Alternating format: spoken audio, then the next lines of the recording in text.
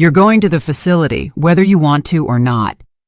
He stood by the dining room window, arms crossed, as if waiting for me to break down in tears or drop to my knees and plead. But I didn't do a thing. I didn't move or say a word. I just watched him.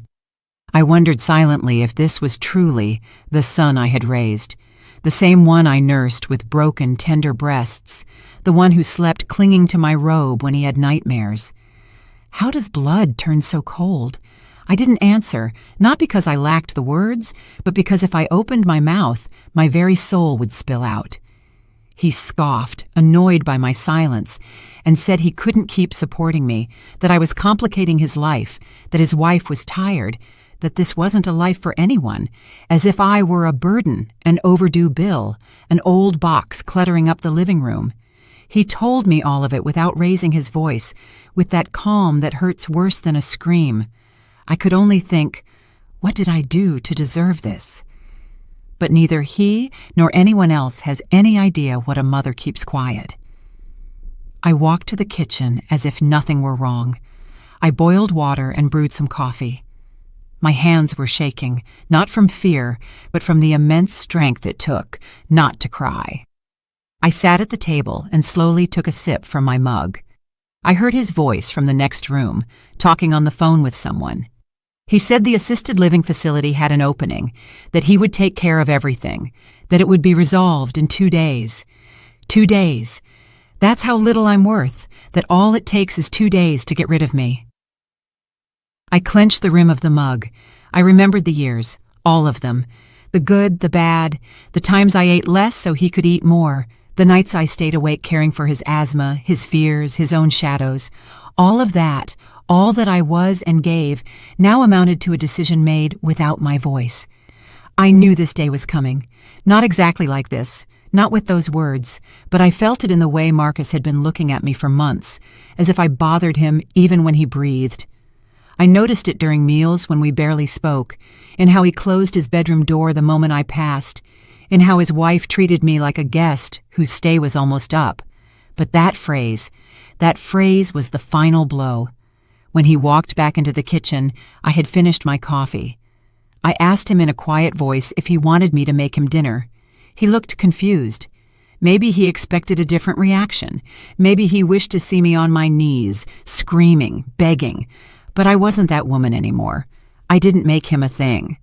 I went to my room, closed the door carefully, sat on the bed, and right there, in that moment, in the middle of the night that was just beginning, I decided that if anyone was going to make decisions about my life, that person was going to be me. Marcus doesn't know who I am, or who I was, or everything it cost me to get here. He conveniently forgets that I also had a life before being his mother, that I wasn't born old, or frail, or tired, that I once dreamed, that I danced in the rain, that I loved wildly, that my heart was broken, that I started over, and that I built everything he now wants to take away. He forgets that this house doesn't belong to him, that I raised this house with my own hands. I worked 30 years as the manager of a local bakery, clocking in 6 days a week just to pay for every single brick, every window pane, every flower in the yard. I only slept 4 hours a night. I never asked for anything, not even thanks. But of course, memory is selective when it's convenient. I didn't sleep that night. I lay looking at the ceiling, remembering every detail of my life.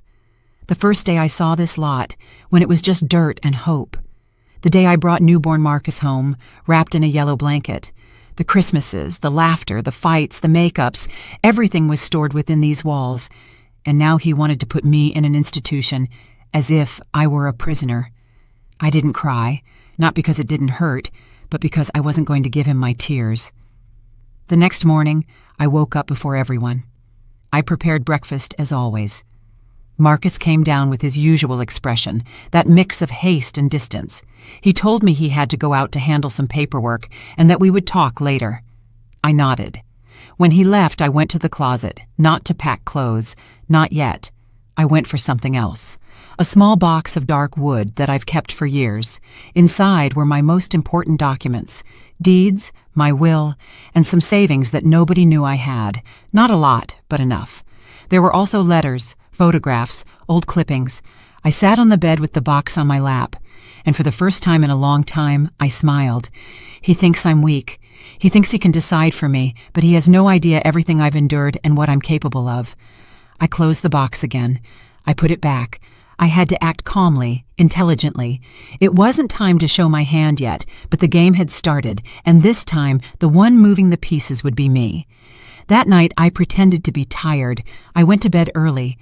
From my room, I listened to Marcus talking to his wife. They were saying the place was nice, that it had a garden, that it was well kept, as if they were describing a resort hotel, as if a mother were a thing you put on a shelf. I pulled the blanket up to my neck, not to protect myself from the cold, but from their contempt. The idea of leaving no longer hurt. What hurt was that they believed they could decide it without me, but they would soon understand.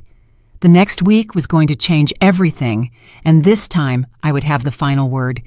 I remembered the exact day Marcus was born. It was as if the sky knew something important was about to happen. The doctor told me he took a deep breath from the very first second, as if demanding the whole world with that first cry. And I, foolish me, thought that meant strength. That meant life. I never imagined it was also a warning. From the time he was small, Marcus was a demanding child. One of those who doesn't cry from hunger, but from a whim, who isn't satisfied with what he's given, but wants what isn't his.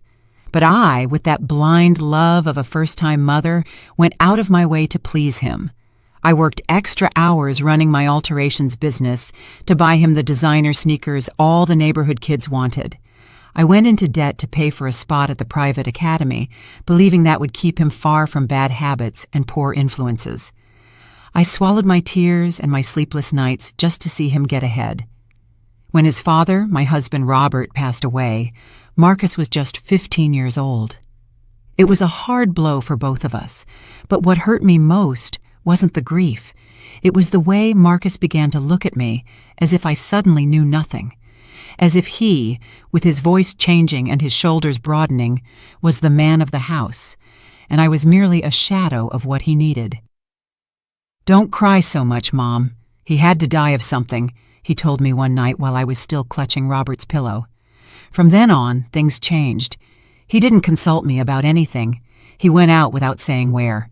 He spoke to me as if I were his housekeeper, his burden, his annoyance. But even so, I couldn't stop justifying him. "It's adolescence," I'd repeat to myself. "He's hurting from his father's death." And I kept preparing his favorite food. I kept washing his clothes. I kept hoping that one day he would hug me again, like when he was a child. But that hug never came back. Years passed. Marcus grew up, became a successful business executive, got a good job in the city, and moved out. I stayed in this house that we built with such sacrifice, brick by brick, when Robert was still alive. Every corner holds a story, a memory, a scar. I thought that when Marcus was well established, he would come back, not to live, but to visit, to share a cup of coffee, to care about how I was doing. But the calls became more and more sporadic, the messages non-existent, and when he did come, it was in a hurry. He barely said hello, looked at his watch, and left. But what hurt the most wasn't the coldness. It was the way he surveyed the house, like someone already measuring what they would take once the owner died. One day, without warning, he told me, "Mom, you should start thinking about selling this place. The house is getting old and you can't keep it up by yourself." He said it without looking me in the eye, as if it didn't hurt him, as if he didn't know this house was the last thing I had left of Robert, of our history, of myself. I didn't answer. I just nodded in silence and poured him more coffee. After that, the pressure began. Calls every week. "Mom, did you go to the notary yet?" "Mom, I have a friend who wants to invest in real estate." "Mom, this isn't personal. It's for your own good." And every time I hung up, I felt a part of me peel away like a flower ripped from its stem. I clung to my routine, my plants, my sewing, my walks in the neighborhood. But the shadow of his ambition was already in every corner of my house. Every time I opened a drawer, I felt like I was preparing to disappear, until one afternoon, while watering the rose bushes, I saw him arrive. His new car, his office suit, his expensive cologne, and his hard face. I've already spoken to Attorney Sterling. Mom, if you don't sign the papers, I'll be forced to take other measures. This house is coming to me, whether you like it or not. That's when something broke, but not in me, in him. Because while he was saying that, I didn't cry. I didn't get upset. I just watched him. And in that silence, I think for the first time, he understood that he no longer had power over me, that the Thelma he thought was fragile no longer existed. That night, I locked myself in my room. I pulled out the ledger where I keep track of every expense I've had since Robert died. How much did Marcus's education cost? How much did I invest in the house? How many times did I give up buying something for myself to give it to him? Every figure was a wound, every number a betrayal. And in that early morning, I understood something that hurt more than everything else.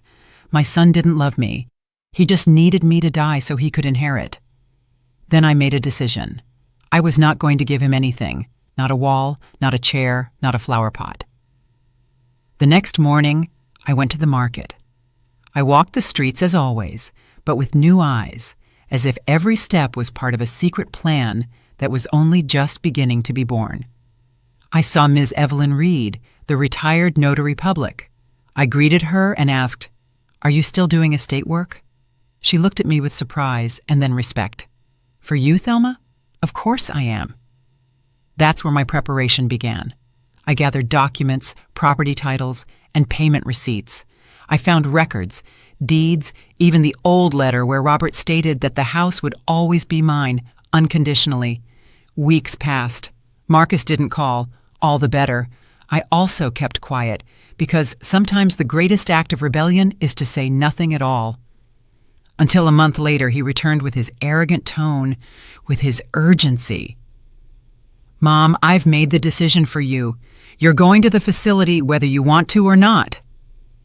That's when I knew it. It wasn't just ambition, it was contempt.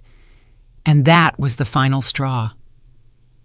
I came home that afternoon with a tight throat, as if I'd swallowed a rock, and couldn't ever get it out. There was something in the air, something that wasn't new, but that had become denser, more evident, like a fog that no longer bothered to hide. It was the contempt, Marcus's contempt, my own son's.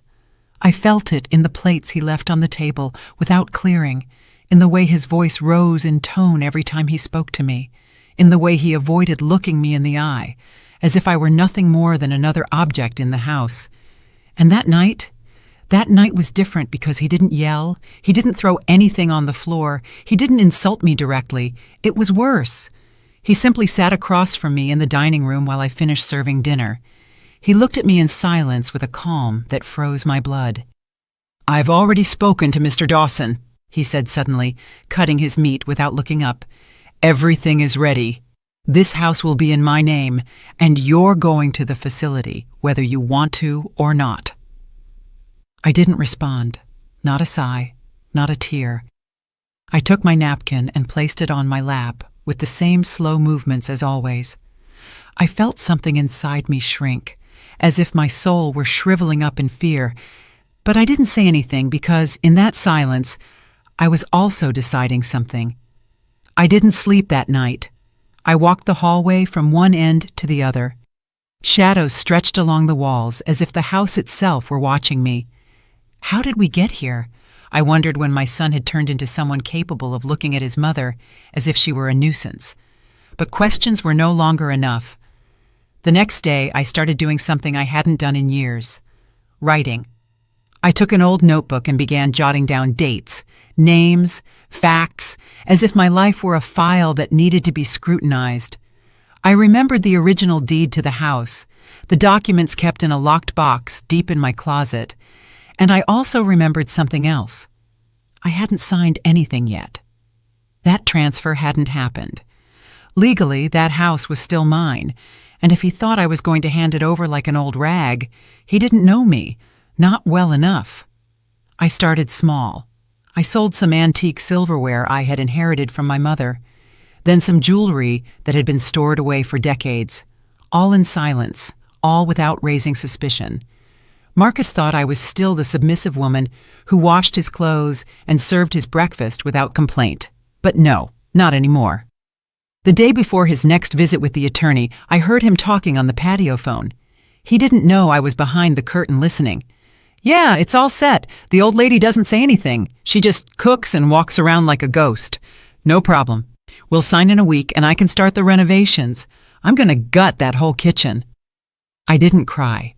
But that phrase, the old lady, that's what he called me. Not Mom, not my mother, not the woman who gave me life, just the old lady. And right there, in that exact instant, I knew there was no more time to waste. I had to protect the little bit of me that was left, the part he wasn't going to destroy. I got up early the next day and went to the bank. I opened a new account under a different name. I took precautions I'd never taken before. I changed passwords, saved copies of documents in different places, and reread the house deed line by line as if it were a tragic novel. And right there, in that rereading, I found a detail I'd forgotten, a clause that allowed me to annul any change if I proved coercion or abuse. I guarded that page as if it were gold. The humiliations continued. Marcus never tired. Every day, he had a new way of making me feel small. Sometimes he simply ignored me. Other times, he'd come in with grocery bags and drop them forcefully onto the table, as if I were his employee. Not a word, just orders, just cutting stairs. One night, when the tension was so thick you could almost chew it, I made his favorite meal, smothered pork chops and rice, just like when he was a boy. I thought, with my lingering naivety, that by tasting it, he would remember something, some happy moment, some laughter, some hug from the days when he was still a child, with small hands seeking refuge in my skirt. But no, he took a spoonful, tasted it once, and said with disdain, "This is bland, just like you." I froze, not because of the phrase, but because in his tone, there wasn't even anger anymore. It was total, absolute indifference, as if I no longer existed. And that's when I decided I couldn't keep going through this alone. I thought of someone, the only person who always spoke to me with kindness when we ran into each other at the market, even though it had been years since we sat down to talk. Serena Hayes, the neighbor down the street, the one who took care of her sick mother until her last breath, the one who offered me help more than once when she saw me carrying bags alone. We weren't intimate, but there was a light in her that made me feel that there was still something good left in this world. I went to find her.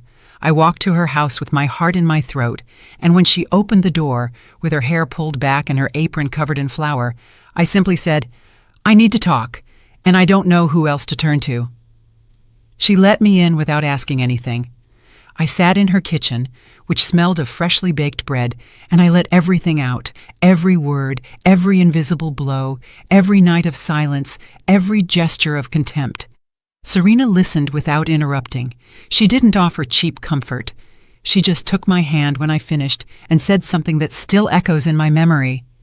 "You're not alone, and you don't have to give your life to someone who doesn't value it." That day, something shifted in me. I returned home a different person. I no longer walked with my back hunched or my shoulders slumped. I felt as if, for the first time in a long time, I had a plan. A real one, my own. And Marcus noticed it. He looked at me with narrowed eyes, as if he suspected something, but he didn't say anything. He just frowned and went back to checking his phone.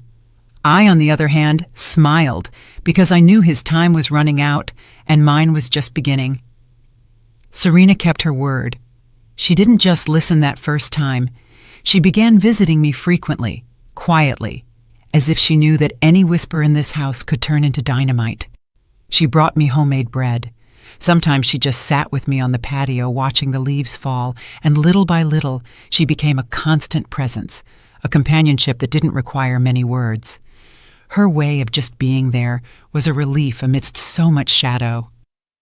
One afternoon, while we were preparing some strong black coffee together, she looked at me with those tranquil eyes and said something that startled me. "Thelma, if you decide to leave, I'll help you go anywhere. You don't need to tell me when, just tell me you're going to do it." I didn't answer immediately. I just watched the steam rise from the pot as if it held my thoughts, but inside, something was igniting.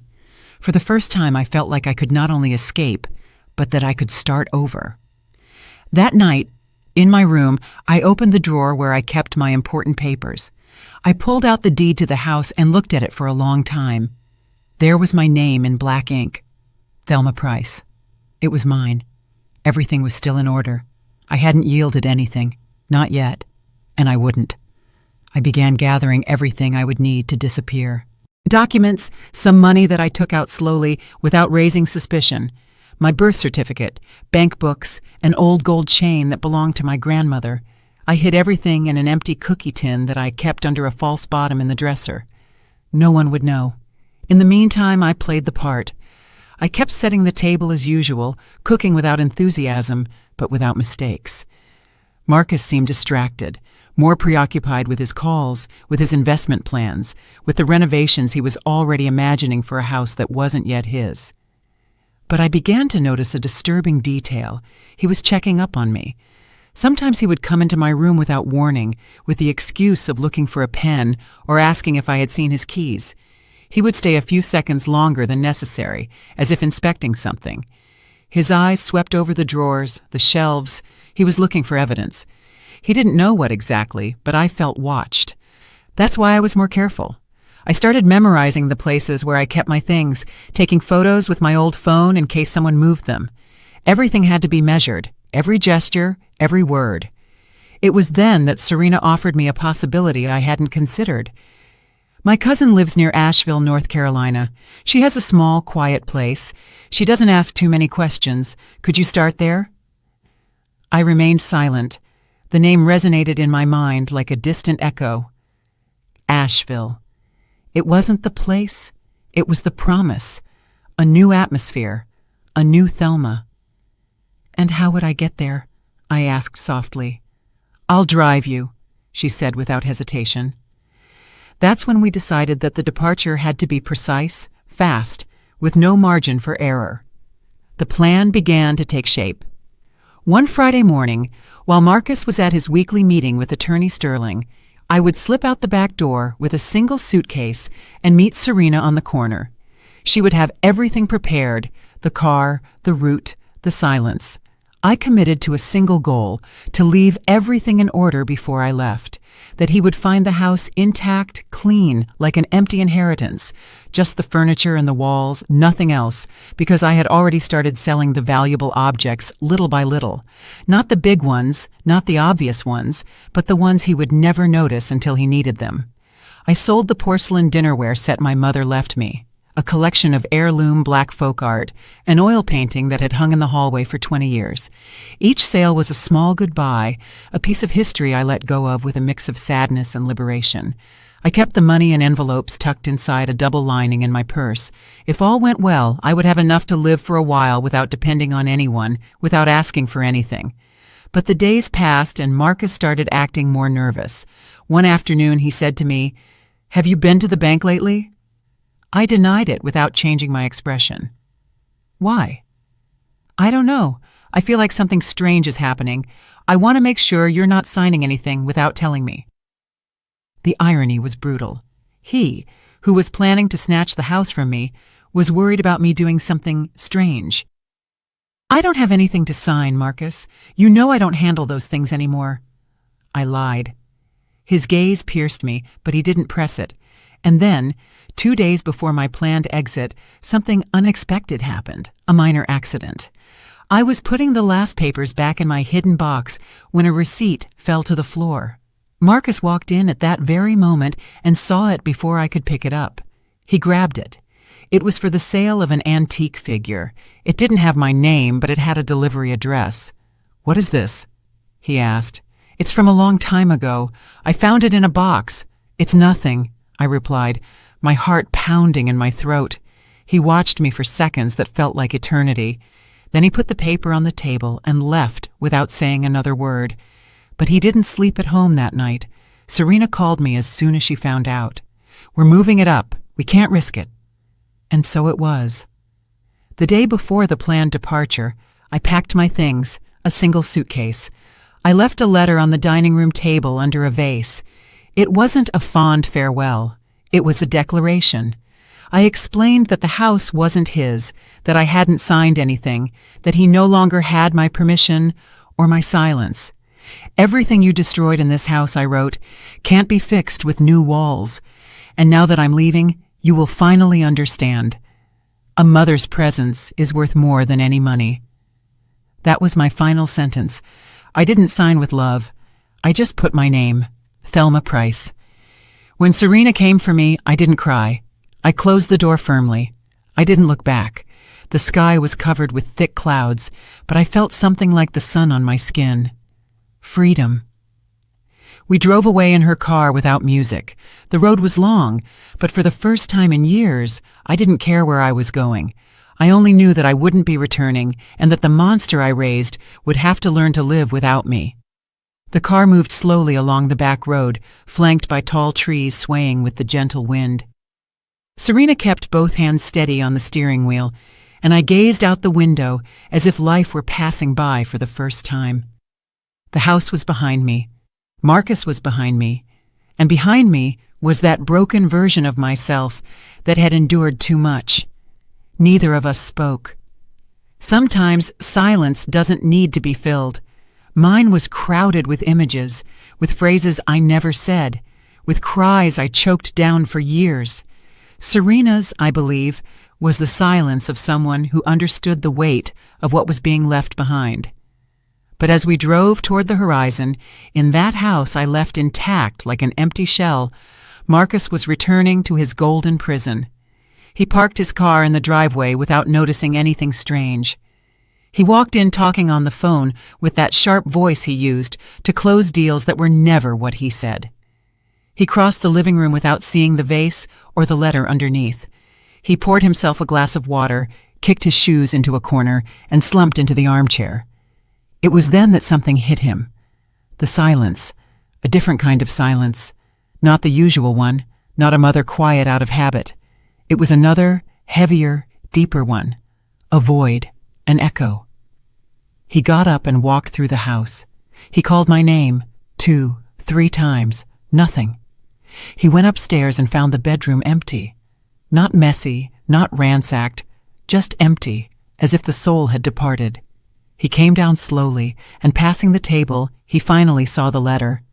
He read it standing up, with his brow furrowed, at first not understanding, then with rage, then with disbelief, and finally with that look men have when they never thought something would abandon them. He tore the paper up, threw it on the floor, and kicked the vase, which shattered against the wall. "You have no right!" he screamed at nothing, at a woman who was no longer there to hear him. He checked the closet, opened the drawers, and discovered that things were missing: jewelry, papers, the folders with the house deed, the envelopes with money, everything. For the first time in his adult life, he felt fear. Not the fear of losing property, but the fear of having lost control.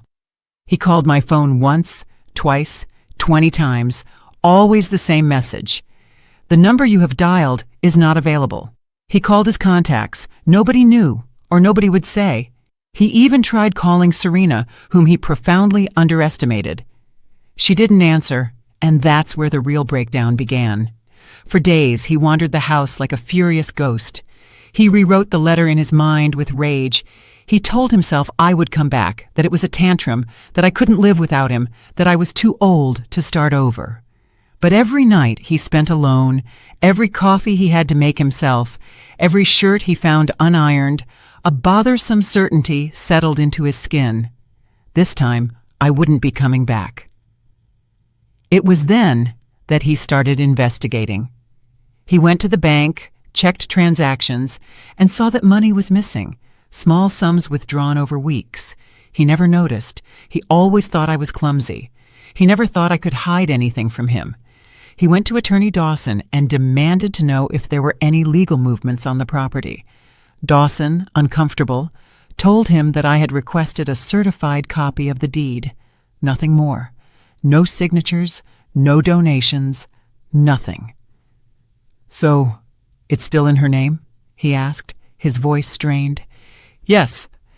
Everything still belongs to your mother. And if I sell it without her signature? Dawson raised an eyebrow. You can't. Legally, you have no right whatsoever. And that was it. Marcus understood that he hadn't just lost me. He had underestimated me. He started talking to neighbors, asking about any friends, but nobody said a word. He even went to Serena's house and knocked on the door, but no one answered. He knew she had also been gone for a few days. That only enraged him more. He started drinking, not violently, not like in the movies. He did it in silence, sitting in front of the television, which was tuned to channels he wasn't watching. Bottles emptied without a sound, food without flavor, days without purpose. And in that abyss, he began to look at the house with different eyes. At first it was his trophy, his early inheritance. But now it was a prison with walls that reminded him that he didn't know how to wash clothes or cook or sleep without someone turning down the volume of the television. One morning, he woke up and found the living room covered in dust. He realized the refrigerator was empty, there was no coffee left, the bathroom smelled stale, and then he burst into tears. Not a childish cry, not a noisy one. It was a low, almost shameful cry, a whimper between clenched teeth, because for the first time he felt what he never imagined feeling, abandonment. And that was the real revenge, not the papers, not the money, not the letter, but the absence, mine. That mother who was always there, even when he didn't deserve company, the one who endured contempt disguised as jokes, orders disguised as advice, coldness disguised as care. I hadn't abandoned the house. I had abandoned the weight. I had let go of my executioner, and that disarmed him inside, because no matter how much he screamed, how angry he got, how much he sought revenge, he couldn't force me to come back. And every night, as he locked up with the lights off and the television talking to itself, he understood a little more the final sentence of my letter: a mother's presence is worth more than any money. And that presence was no longer his. We arrived at the town's entrance as the sky began to be stained with deep orange. It wasn't a tourist spot or full of charm. It was quiet, silent, just enough for a broken woman like me to learn to breathe again. Serena turned off the car and looked at me with that expression of hers, a mix of tenderness and firmness. She didn't say anything. She let me take my time. I got out slowly. My legs were shaking, not from weakness, but because every step was a decision. Every step was an act of rebellion against years of emotional subjugation. I crossed the threshold of the small one-story house we had rented from a distance. It had no luxuries, but it had no ghosts either. That's what I needed. The air inside smelled of old wood and recent cleaning. The windows were open, letting in the murmur of the wind. I stepped onto the floor like someone stepping onto solid ground after a shipwreck. I sat in the single dining room chair and let out a low, unexpected, almost hysterical laugh. Serena poured me a glass of water. She sat across from me. "You're here," she said, as if it were an Olympic achievement. And it was. "Yes," I replied. "I'm here."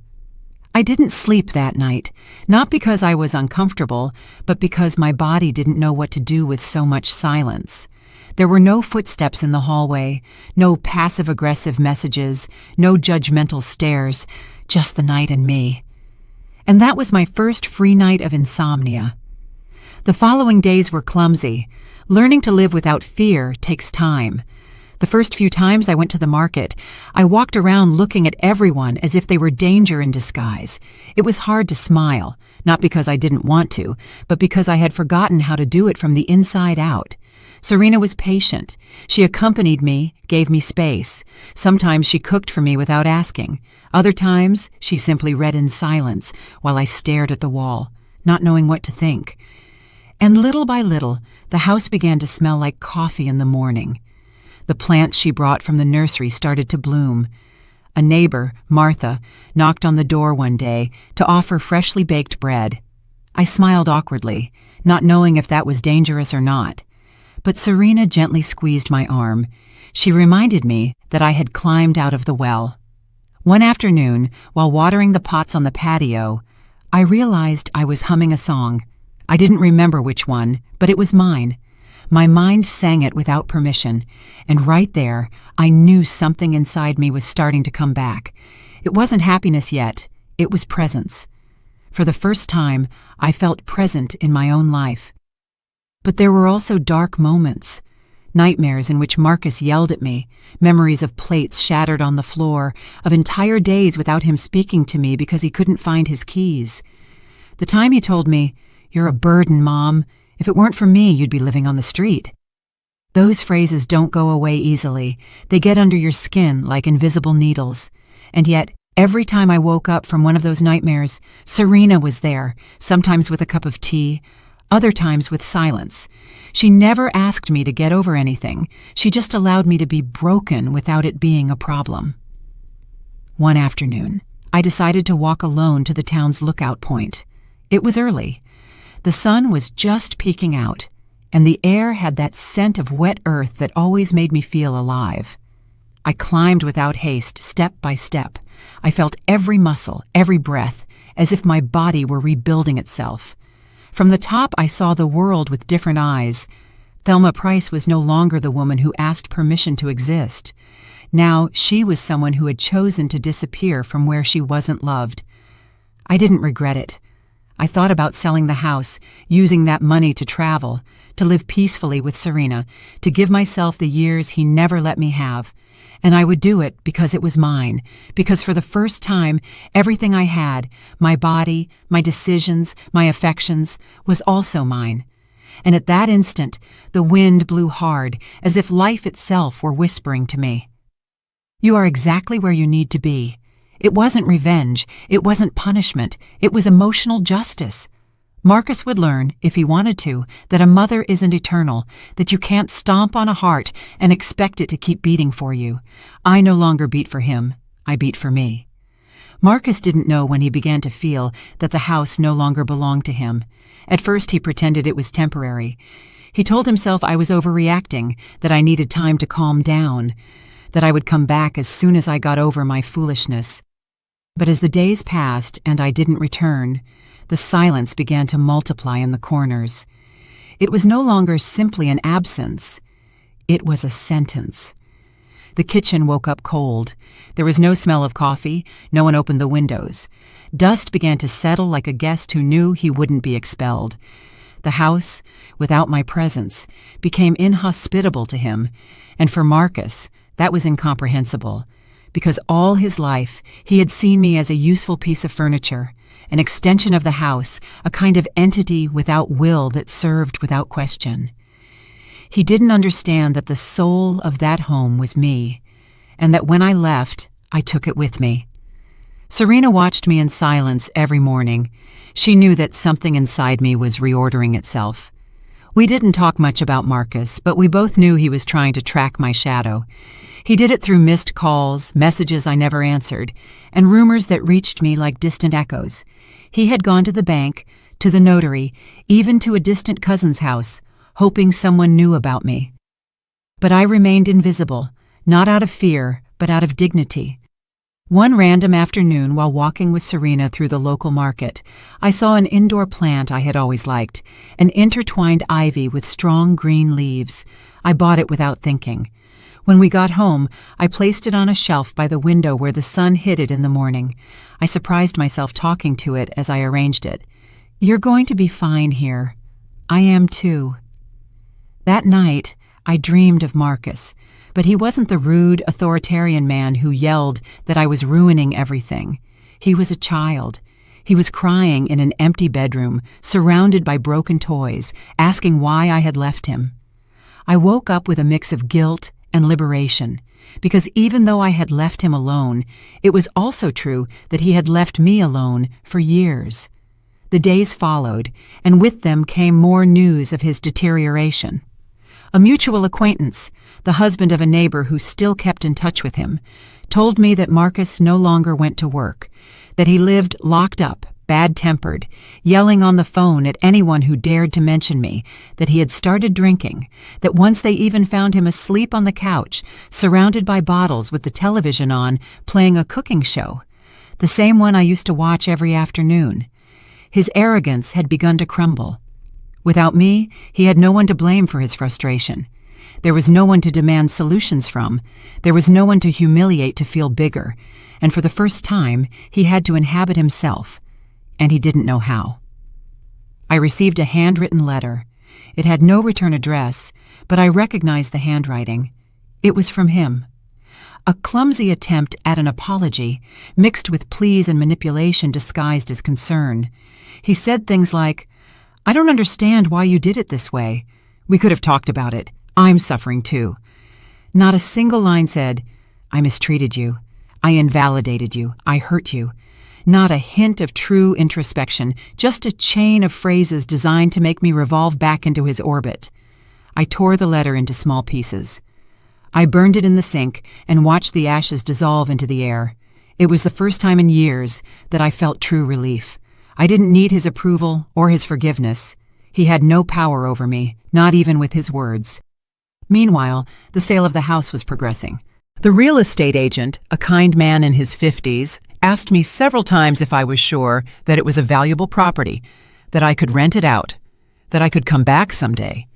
But every time I thought about it, a single image came to mind. Me, hunched in a corner, listening to Marcus yell as he broke plates and said that nobody lived for free. That house was no longer a home. It was a wound with a roof.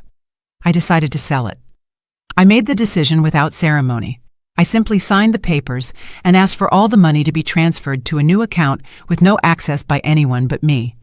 Serena accompanied me to the bank. She didn't say anything, but she held my hand while we waited. That simple gesture gave me more strength than 1,000 speeches.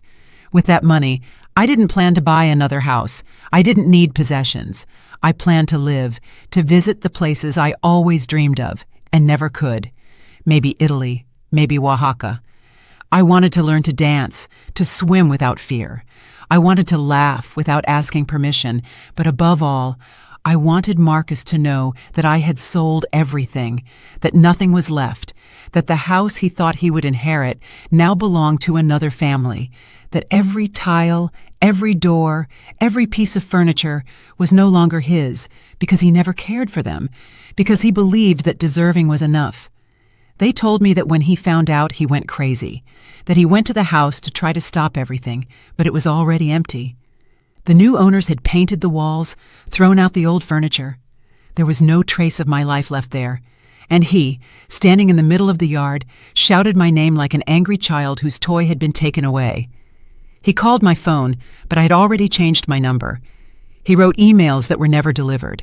He searched for me as one searches for a ghost, because that's what I was to him now. A phantom who had left, taking the very air with her. One evening, Serena prepared a special dinner for me. There were shrimp and grits, homemade bread, and a sweet wine. We toasted to what was lost, to what I would never carry again, to what I had finally released. That night, as I listened to her talk about her plans to open a small embroidery workshop, I thought that perhaps not everything broken had to hurt. Some cracks were paths to the light. Marcus would keep searching for me, not because he loved me, but because he didn't know how to live without someone to dominate. And I was no longer willing to be that for anyone. I had never felt the air so light as I did that morning in Savannah, Georgia. I woke up without a start, without that pressure in my chest that had accompanied me for years. For the first time in a long time, I didn't hear voices demanding things from me. I didn't feel heavy footsteps in the hallway. I wasn't afraid to open my eyes. I opened the window and let the sun brush my face. It was soft, almost warm, like a new caress. I took a deep breath. I sat on the edge of the bed and finally knew that a new life had begun, my own. Serena had already left for the market early. She left me a note written in blue ink on the table. "Today I'm bringing buttermilk biscuits and good coffee, I promise."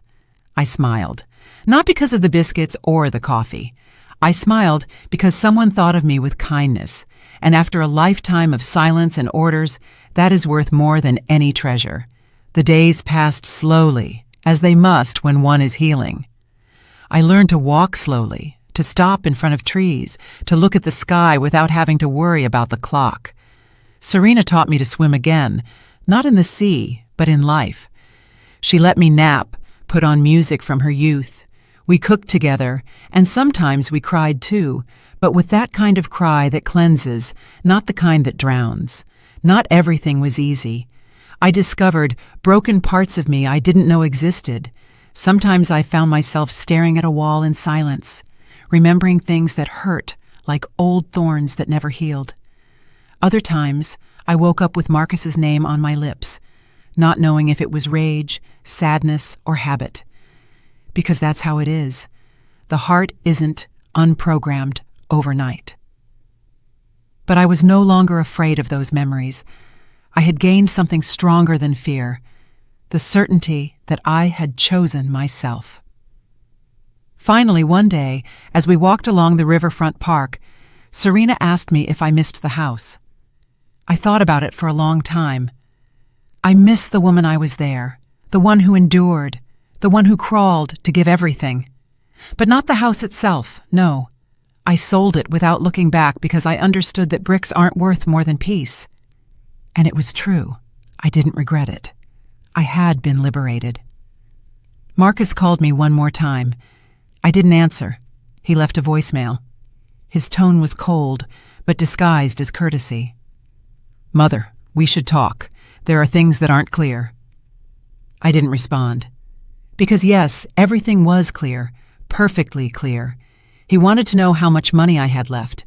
He wanted to make sure he wasn't completely left out of the will. He wanted to see if he could still control something.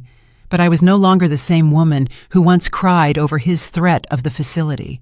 I now slept with the doors open, walked without looking back, and every time I had coffee with Serena on the terrace, every time I felt the wind play with my gray hair, I knew I was exactly where I needed to be. One sunset, I wrote a letter, not to send it to him, but to free myself. "Marcus, you were not born bad, you were born mine, and that was what hurt me the most, because at some point, I believed you would love me with the same strength with which I protected you. But it wasn't so. You treated me like old furniture. You saw me as a burden. You wanted to lock me away. You spoke to me with contempt, and yet it was hard for me to let go, but I did.